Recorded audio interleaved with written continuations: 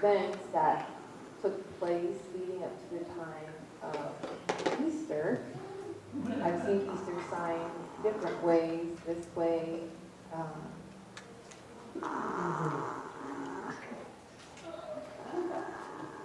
I like it signed this way, Resurrection Sunday, or Easter like this. Really, the word Easter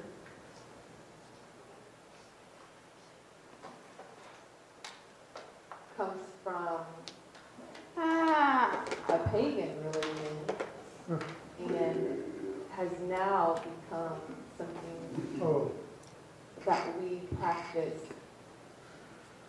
today. It's become something else that we practice today to remember Christ's resurrection. But we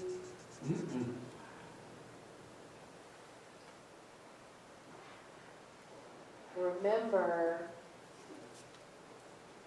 the big picture of the whole point, the view of Easter is Jesus, the death, the burial, and resurrection of Jesus.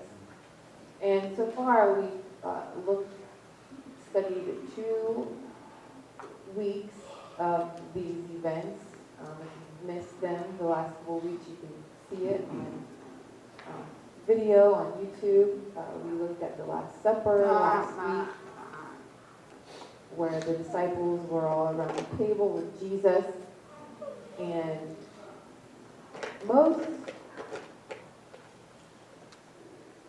now we go on to the next 2, and most people will take these next 2 events and switch them around. And the reason is because Judas, which is who we will be talking about today, Judas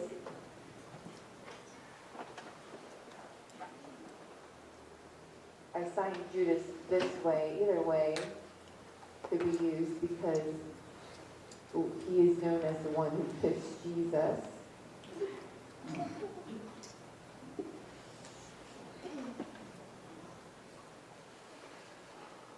And the reason I have chosen to talk about him first instead of the other way around is because he showed up. And this next event that we'll talk about next week was while Jesus was in the garden, Judas shows up. But I put Judas before that because, well, why? Why do you think? Because on the timeline, while Jesus is praying in the garden, Judas is already working up to what would happen next. Judas shows up, but before that, Judas is doing certain things that leads up to the next point. And actually, this happens just a few hours between, or these events all happen within 24 hours, really. I think about 18 hours, these 5 events here. It's really just a short time, and so much happened in that little time. So today we are going to focus on Judas, and my title for today is The Betrayal.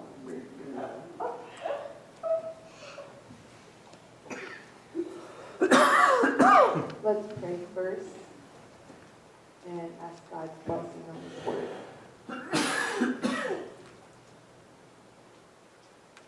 Father, I don't like today's topic.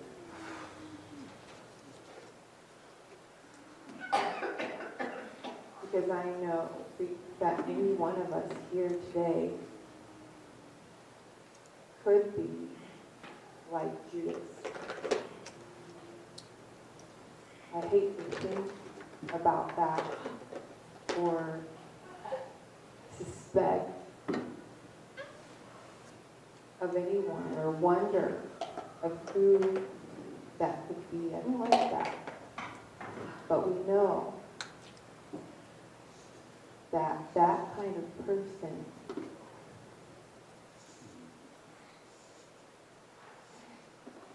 still lives, is still around here today.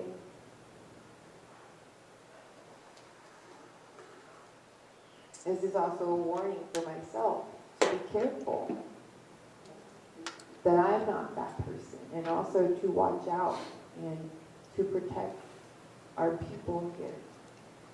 Father, bless your word. These stories, these events are very sad, but it's important. These are important stories to share that talks about your death, about Jesus' death. Bless your word. In Jesus' name I pray. Amen. This morning in Sunday school, we taught about Moses and the tribes of Israel as they went into the promised land, or they were going to go into the promised land, and they sent out 12 spies, and 10 of those spies said, "No, we can't get in, we can't go in there," and the 2 spies said, "Yeah, let's go into the promised land, we can do it."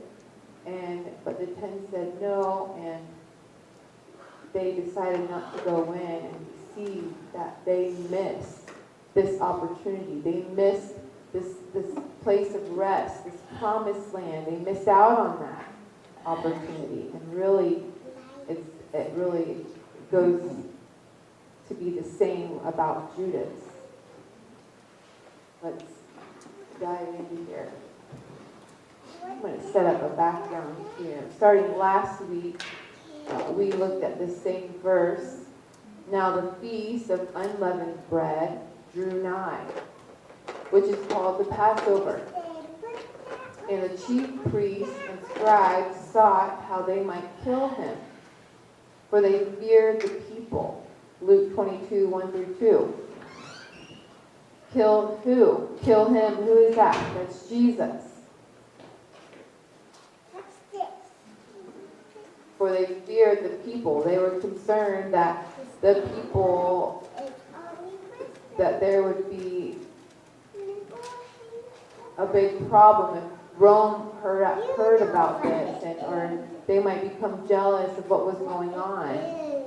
But at the same time, they knew that if they were to arrest Jesus with the people around, that they might jump in and defend him, and so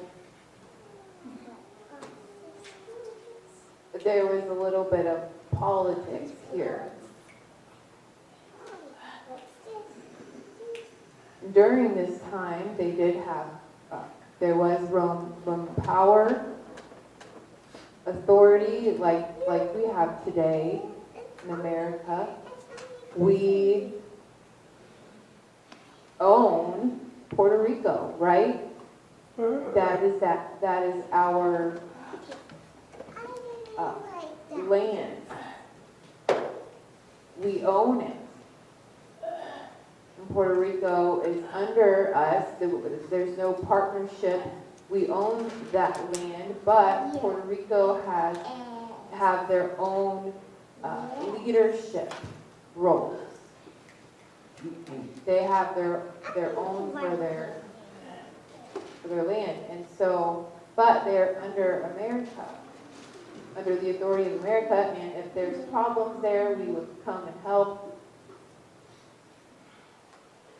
But we mostly just let them do what they want to do. And that is similar to what it looked like with Rome and Israel. Mostly Rome would just leave them alone and let them do. They had a Roman governor that would take care of things, but at the same time they would let them have their own leadership. And what was that leadership? They had a king of the Jews, and during this time it was Herod, but really he didn't have any power. Also, they had religious leaders priests and scribes, chief priests and scribes, they had their own army as well. They had soldiers, they had rules, laws, and if those religious laws were broken, their punishment would be involved under the religious law. And most of that punishment we take care of ourselves. Like, for instance, if you break the law, we will tell you what you have to do. And that would be our job. The soldiers were to protect that, to make sure those laws were followed, and if there was issues, they would bring it, try to straighten those things out. I just want to give you that idea of what it looks like here, or what it looks like there during this time in chapter 22 of Luke. So here we see the chief priests and scribes were not happy with Jesus, and they were looking for a way to kill him. In Matthew 26, we see something happen. This was actually before the Last Supper. One of the 12, named Judas Iscariot, went unto the chief priests, and he said unto them,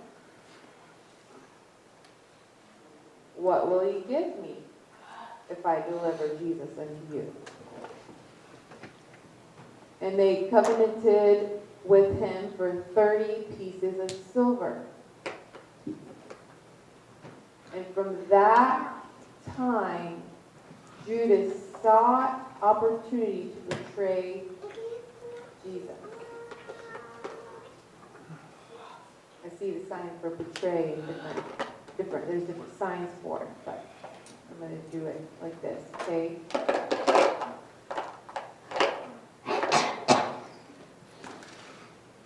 And we see in Mark 14, it says the same, and Judas Iscariot, one of the 12, went to the chief priests to betray him unto them. And when they heard it, they were glad and promised to give him money. And he sought how he might conveniently betray him. Now Luke gives us a little bit more detail with this scene. Luke is usually more detailed than Matthew and Mark. Let's see what Luke says. Oh, actually, let's look at what John says first, okay? So, John chapter 11. This was after Lazarus was raised from the dead. So Jesus calls Lazarus up and he's alive, and then after that happened, the chief priests all had a meeting and they were trying to figure out what they could do and how they could kill Jesus.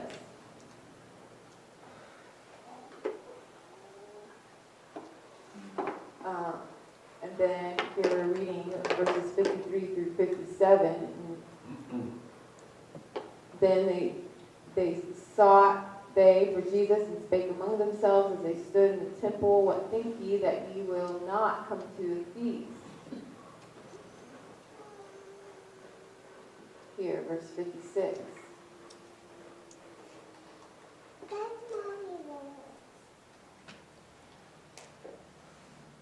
So people were coming to gather for the time of sacrifice for the Passover, which was typical. And so they were looking for Jesus in the crowd here in verse 56. And they said, well, what do you think?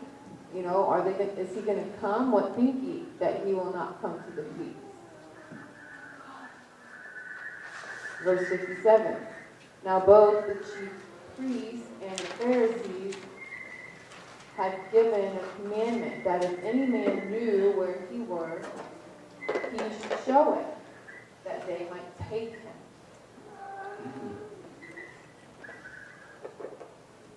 Now I want you to think a little bit about this. Why? Why was Judas the one to betray Jesus? Why? Why do you think it was Judas? What do you think?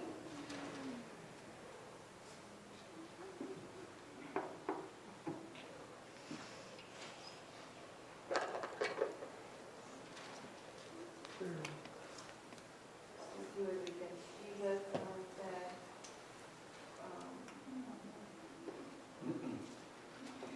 Some think that,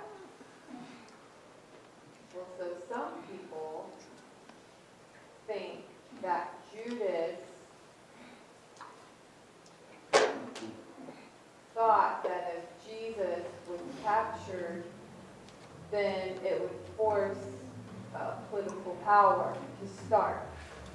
And there would be a king, and Judas might have partaken in that. But I don't think that, because Judas was actually trying to hide what he was doing. He was doing all this in secret, negotiating with the Pharisees and the priests. And why is that? Well, we see some of the reason first here in Luke.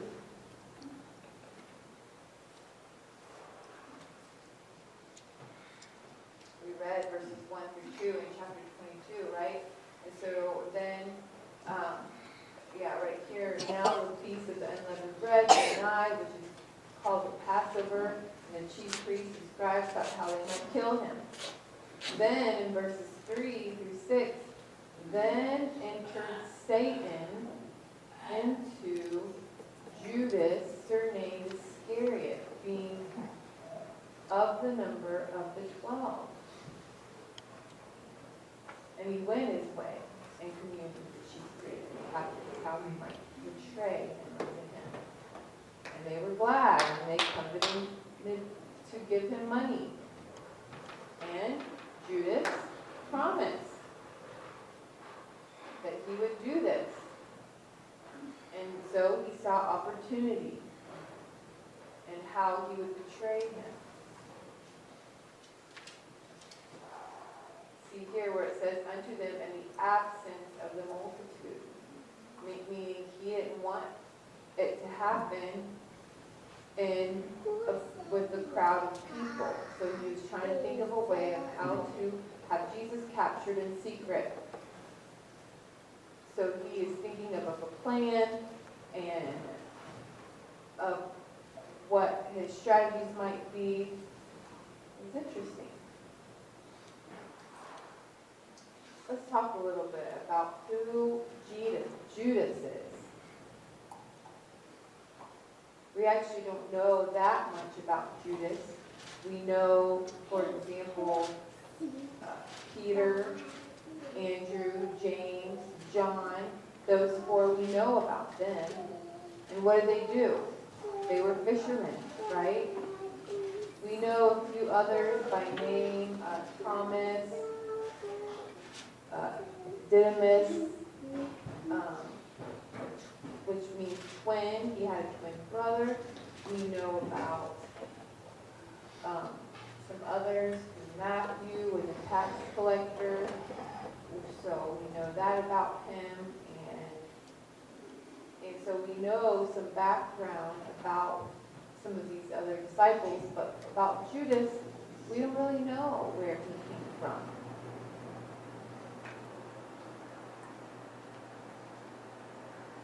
We only know two things about him. His name, Judas Iscariot, and we know his father's name.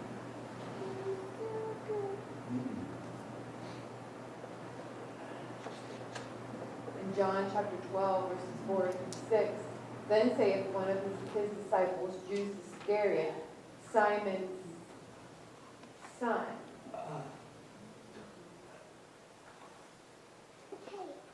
Simon's son.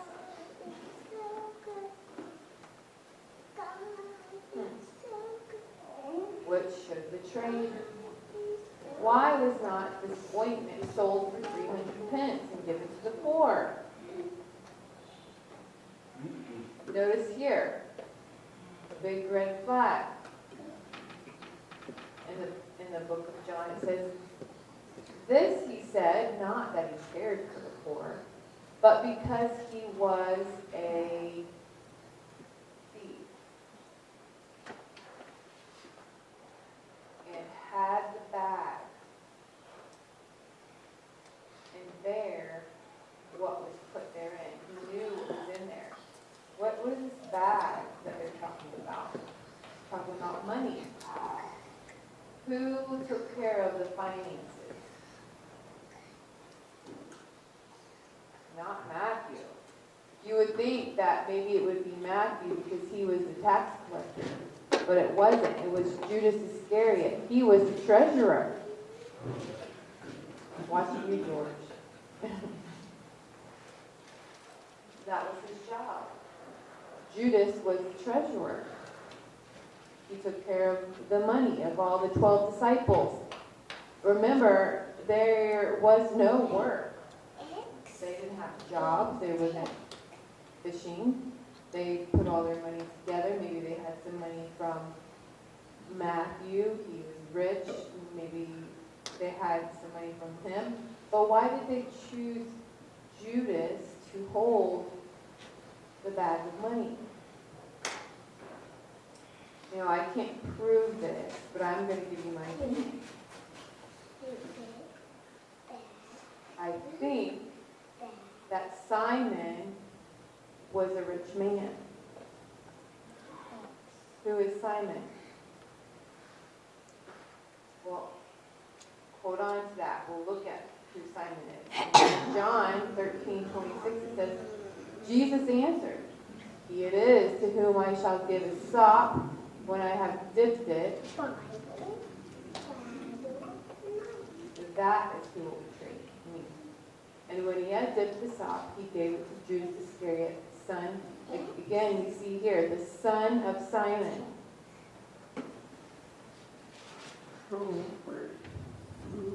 Again, it said that he is the son of Simon. In John chapter 6, verses 70 through 71, it says, and Jesus is talking with his disciples, and he says, have not I chosen 12?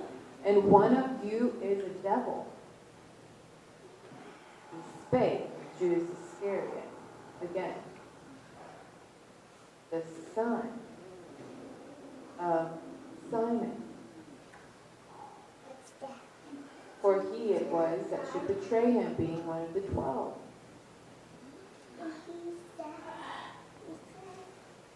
Then later, and after Jesus, you'll remember last week we talked about how Jesus washed the disciples' feet. In John 13 it says, and Jesus said unto him, he that is washed and does not say to wash his feet. Remember? Peter says, oh, okay, well then wash all of me, not just my feet. And he said, no, it's fine, I can just wash your feet. It says, but it's clean every whit, and ye are clean, but not all. For he knew who should betray him. Therefore he said, ye are not all clean.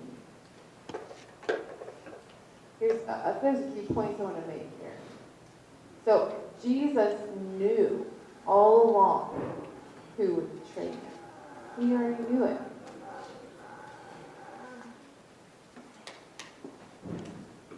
Even from the beginning when he picked the 12. You know, Judas, I believe that Jesus had 70, he had 70 followers, and he chose the 12 from his 70. He said, all right, Peter, you're with me. James, come over here with me. John, Andrew, Bartholomew, Thomas, and chose his 12 disciples, and then Judas. Come with me. He chose Judas, and I believe that he already knew that he would be betrayed by him.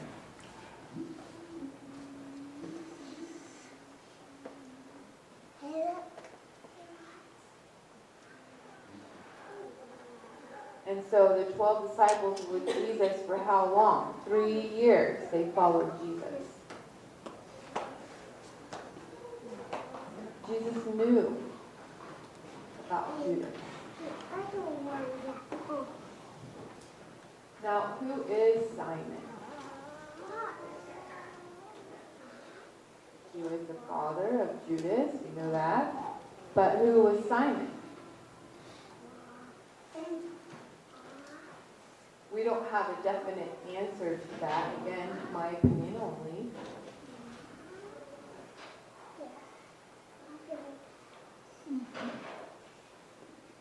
Those who wrote the Gospel seems like they knew Simon. And during that time, there were many people named Simon, including Simon Peter. He was known well. So Judas, son of Peter, no, I don't believe that Judas was son of Peter, because Simon has another name, like his last name is Bar-Jonah, meaning of son of Jonah, which I don't believe that is Peter. But the Bible has another Simon who is pretty famous, who was around Jesus often, who knew Jesus, and oftentimes had people come to where he lived.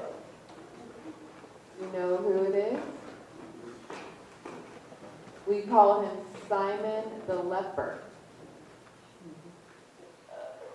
Who is Simon the leper?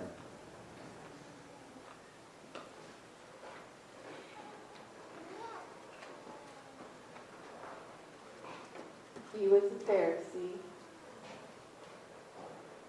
He became sick with leprosy. Jesus heals him, and then he would sometimes have people over come to his home. He lived in Bethany,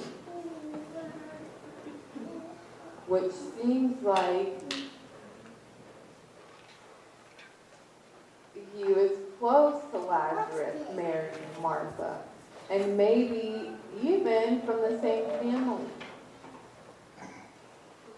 Maybe brothers.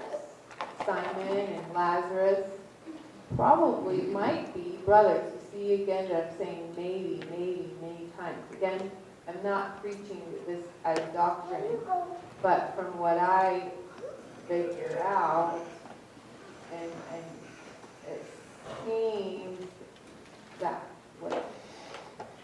Simon, we know Simon the leper lived in Bethany. We do know that. We know that Simon was close to Lazarus. We know that Simon and Lazarus were just lived together, lived closely together, lived life together. And so, is that Judas' father? It's maybe.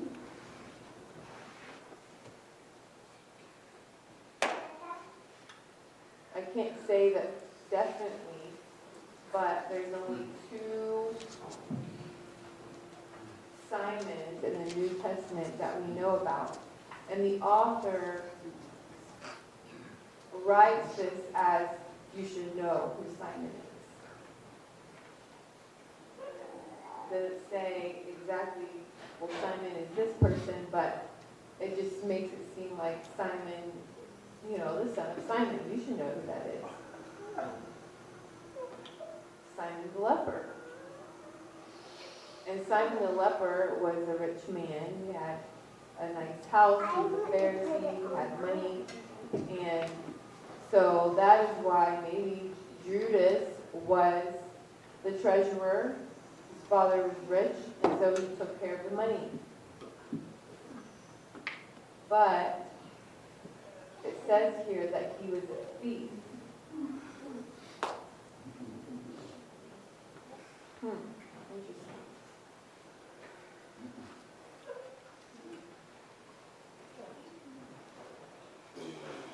Okay, And so I say all that to figure out who Judas is and why he would be the one to betray.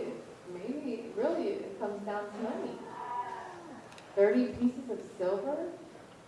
That's a lot of money.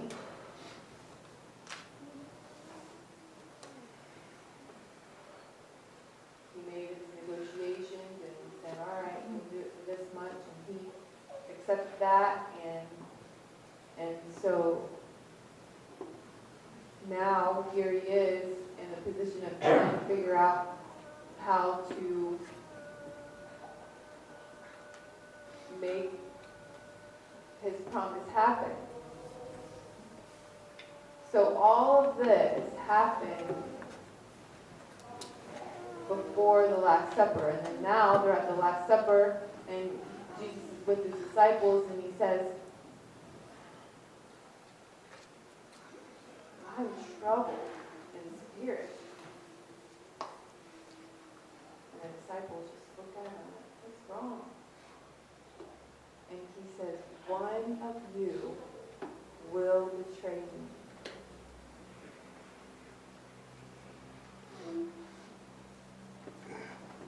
And the disciples, what did they do?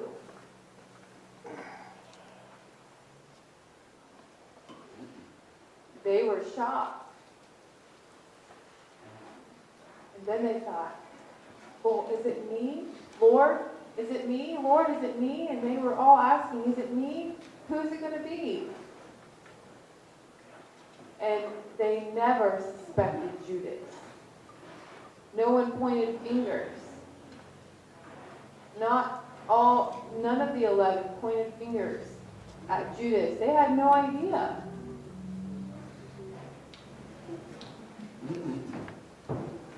Then there was some talking, secretly whispering, and saying, "Hey, okay, the one who I give the stock to, after I have dipped it,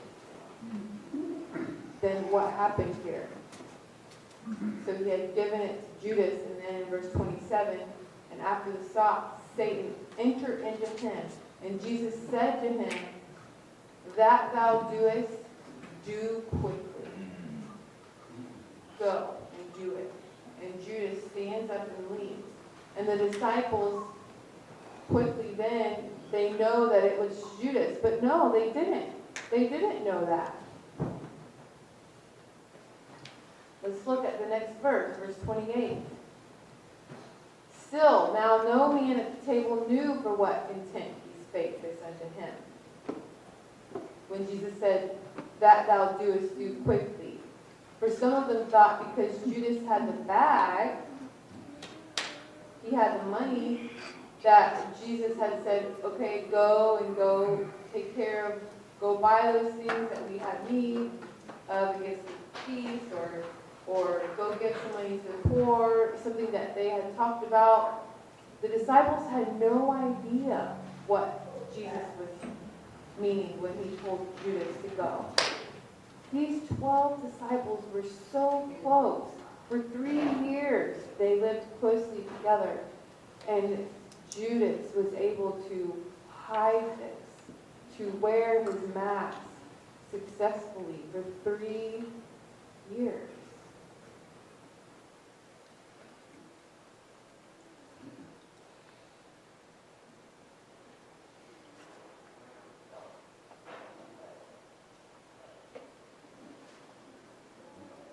This bothers me. It really bothers me. Well, why is that bothering me? Well, look at who's all here. My goal is not here for us to look at each other and point fingers, but just imagine. It's not who you suspect it might be. They all were evaluating themselves. Oh, is it me? They never suspected Judas. Oh yeah, they didn't say, oh yep, it's you, Judas. Of course, we all know. No. And even worse,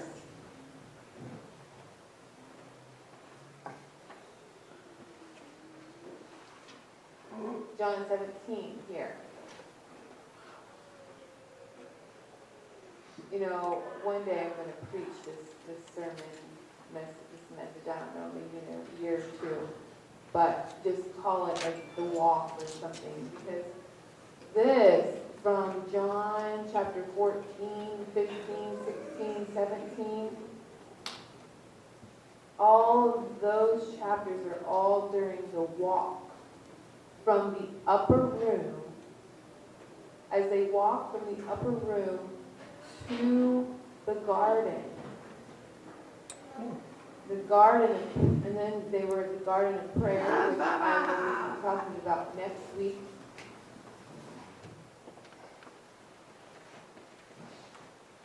But while they were in the upper room, Judas left, and Jesus and the 11 started making their way, walking. They left the upper room, and Jesus is talking. And this starts in chapter 14 of John. In my Father's house there are many mansions, and if it were not so, I would not have told you. And they asked Jesus, well, how do we know the way? And he says, I am the way, the truth, and the life, and no man cometh into the Father but by me. And this is the very last night. This is all being said from the upper room to the garden. Jesus says, I am the vine. I am the shepherd. He's saying all this. And then when we get to John chapter 17, Jesus starts to pray before he even enters the garden. This is in a different area. Jesus just starts to pray, and he's talking with God. And one of the things that Jesus says, he says, Father, I am no more in the world, but these disciples, they are in the world. And I come to thee, Holy Father, keep through thine own name those who thou hast given me, that they may be one, as we are one, as Jesus and the Father are one. That these disciples, that they would be one, that unity would happen there, that keep them going. While I was with them in the world, I kept them in thy name, teaching them and giving to them, and have taken nothing. None of them is lost, except for one. Here, but the son of perdition, that the scripture might be fulfilled. The son of perdition, what is that? The word perdition means destruction, hell, eternal fire, separation from God. Fulfill Scripture. What Scripture? Psalms 41:9. Yea, mine own familiar friend, in whom I trusted, which did eat of my bread, hath lifted up his heel against me.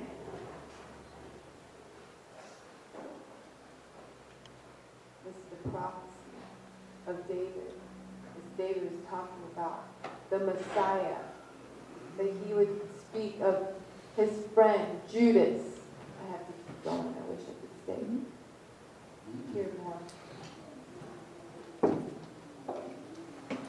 So, friend, this is one of Jesus' friends, close, one of the 12, and in Matthew chapter 10.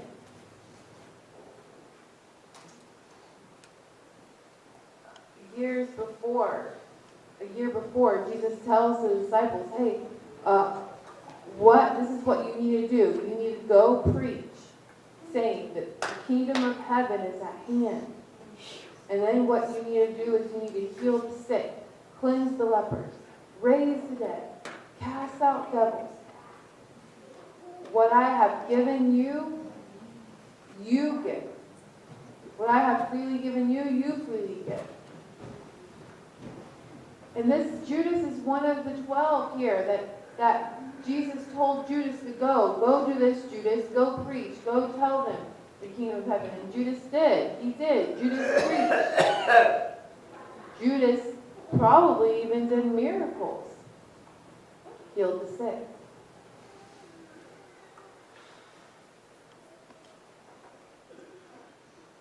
Judas was involved in this. One of the closest to Jesus, one of the leaders, the treasurer.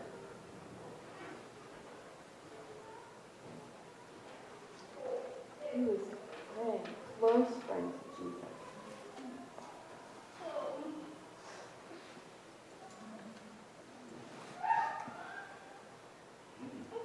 Then we are here where the betrayal happens. And it happens after the garden. And I will be preaching about the gospel, about the garden next week. After the garden, and when he had spake, and then here comes Judas. After Jesus prayed in the garden, here comes Judas. And with Judas was a great multitude with swords and staffs. And where were they from? The chief priests and elders of the people. Now before this, Judas says, hey, I'm going to give you a sign. You know, when you get there, and the one that I kissed, that is the one that you are to arrest. And we see this same in Matthew and Mark. It says, immediately when he spake, come with Judas, one of the 12, and him a great multitude with swords and staves, and from the chief priests and the scribes and the elders. And he that betrayed him had given him a token, saying, whomsoever I shall kiss, that same is he. Take him and lead him away safely. And as soon as he was come, he goes straightway to him and saith, Master. Master, that word master is rabbi, which means teacher, pastor. Judas comes and he says, Father, pastor, teacher, master. And he kissed him. And they laid their hands on him and took him.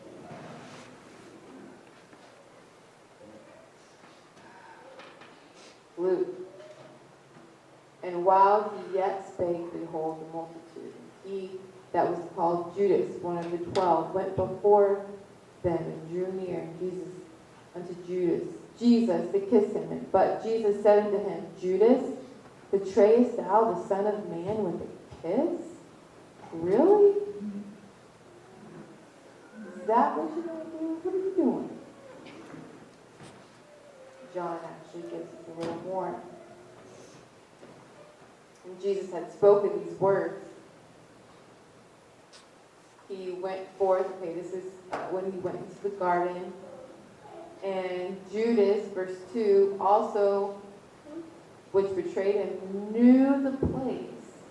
He knew the place. For Jesus oftentimes resorted thither with his disciples. This is where Jesus would go.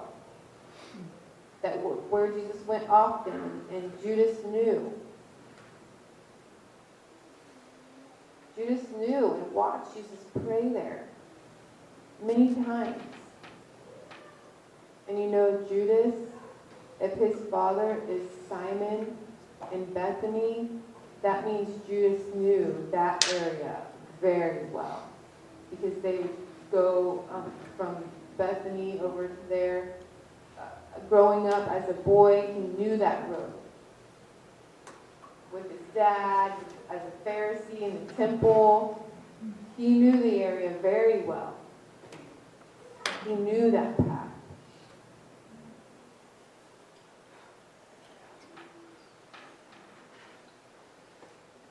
And Judas had this band of men, officers, from the chief priests and Pharisees come with lantern and torches. And Jesus, therefore, knowing all things that should come upon him, went forth and said unto them, Whom seek ye? Jesus knew who they were looking for. What's up, guys? And they answered him, Jesus of Nazareth. And Jesus said unto them, I am he. And Judas is there with them.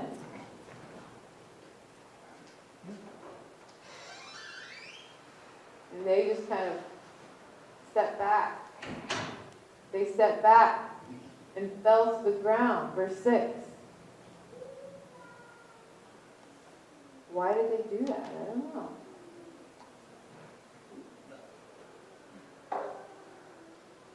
Why did they step back and fall to the ground? I don't know. I have a guess. Jesus was just praying for 3 hours.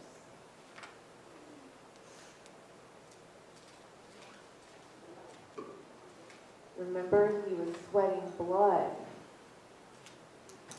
They probably just, maybe he glowed from the time he was with God. Maybe he looked a little different. And so they kind of took a step back and fell to the ground. And they said, again, Whom seek ye?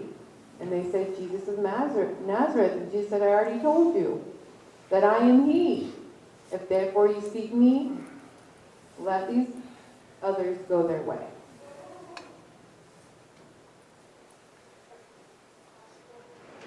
This is sad for me. I missed something here.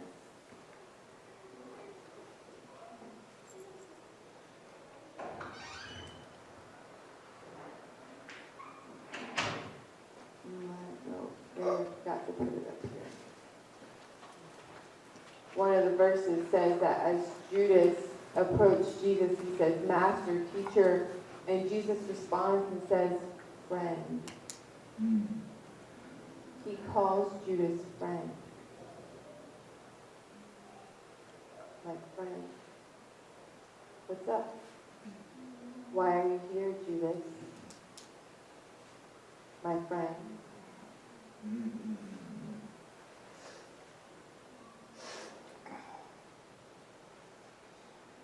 Judas, later, after this, was just so sick. After he got his money, his 30 pieces of silver, he was miserable.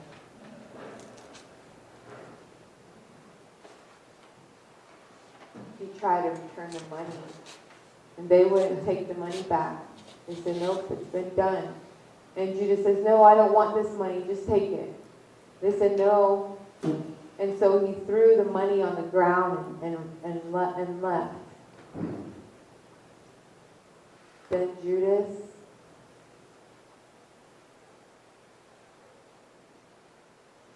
hung himself. He killed himself. Sad ending of this story is awful.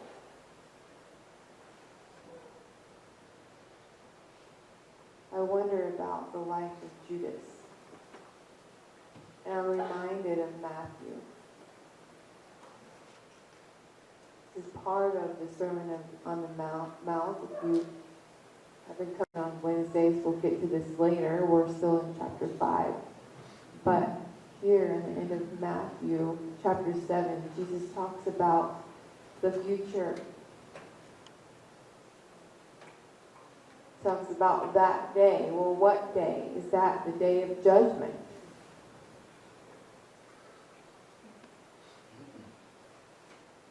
Many will say unto me in that day, Lord, Lord.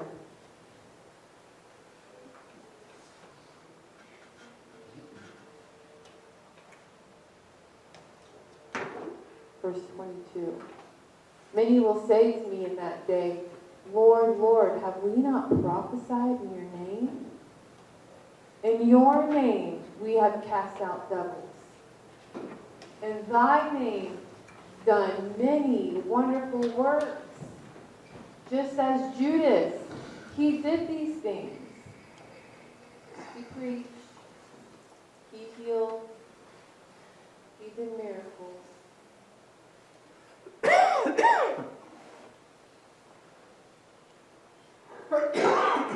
But he became so consumed with money, sin, his heart was hardened until he just finally betrayed Jesus. He cared more about the money than Jesus. And the result, was there satisfaction? No. He was miserable.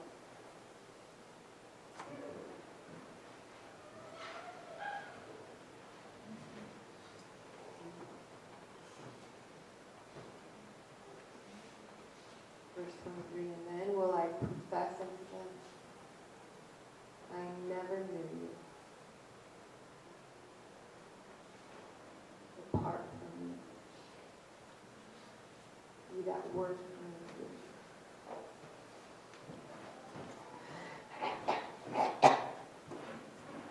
Wait a minute. Well, I preached and I served and, well, I worked.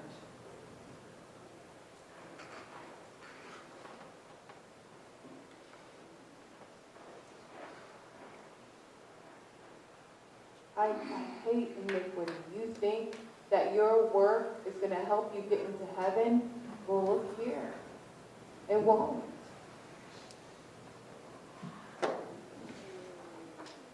Jesus will say, I never knew you.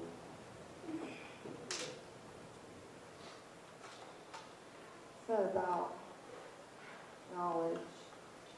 It's not about what we do. It's about the heart.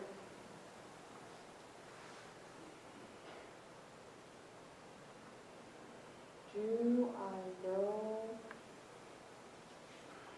in my heart?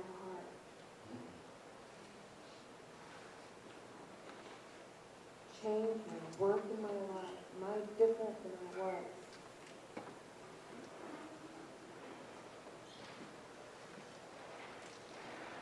I'm going to close today with a few challenges.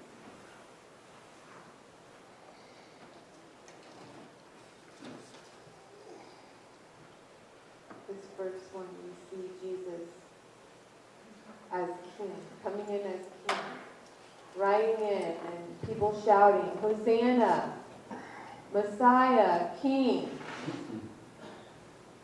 Then we see Jesus as a sacrifice, his body broken and shed for us. You see him wash the disciples' feet. Then we see Jesus sold out by his close friend for money, betrayed.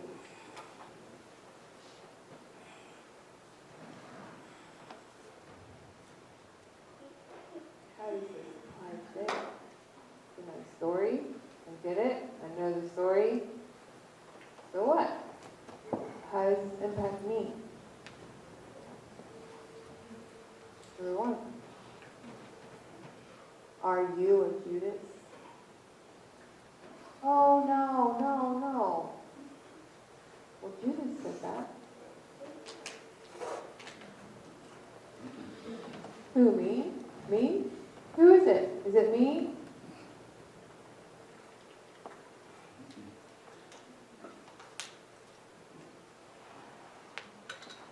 Search your heart.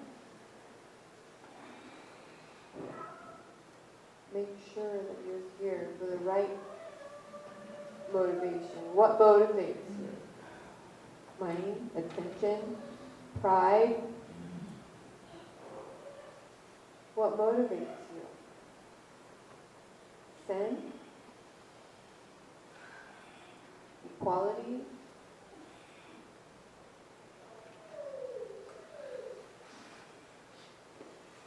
Maybe say, okay, well, I'm not Judas, that's not me. All right. Will you continue to serve even in the midst of Judas? Will you serve even though Judas is around? Say tomorrow, Pastor Mark could fall. Me, I could fall into sin. Maybe I'm Judas, and you have no idea. And if I fail tomorrow, what would you do?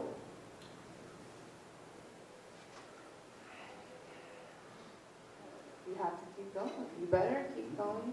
Or maybe one of you falls into sin.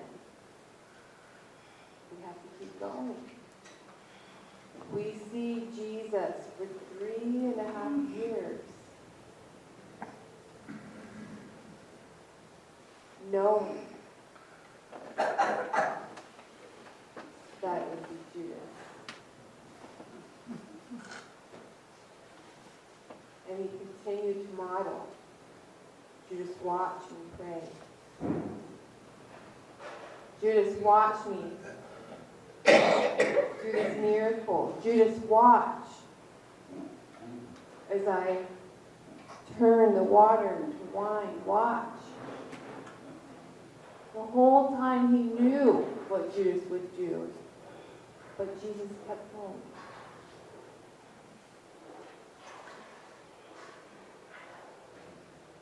Judas, be my friend.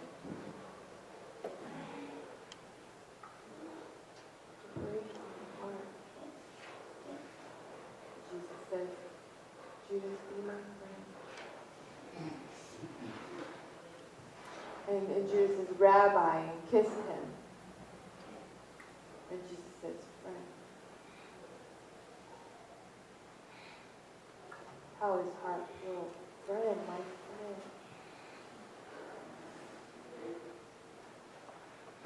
Will you continue to serve even in the midst of Judas? And the fourth one, what will be your response when adversity hits? We're going to talk more about that one.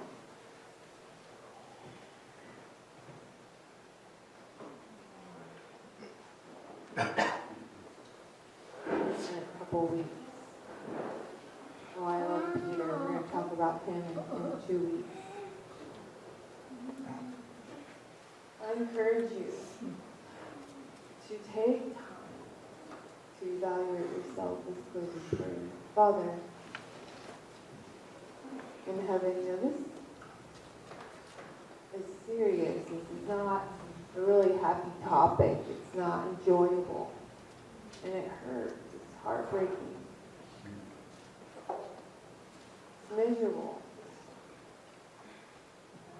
But this is real.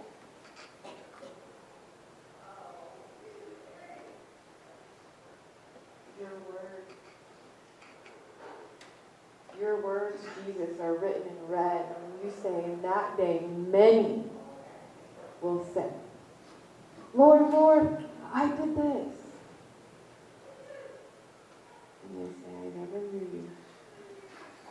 Not just one, Judas, will say that. No, many. Oh, it breaks my heart. Many? Many? Is it me? They're all looking at each other. Is it me? Is it me? Lord, give us motivation for you. Fire in our hearts.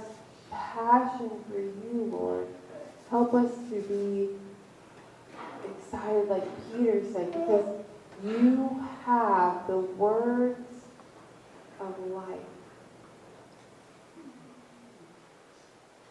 Jesus taught while Jesus was teaching. People left, and Jesus looked at the 12 and says, are you going to leave?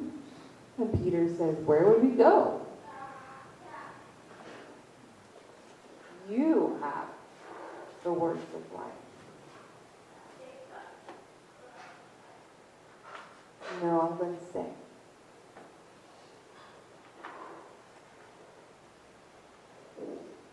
Judas stayed too. Lord, protect us. Bless us now, Jesus, and I pray.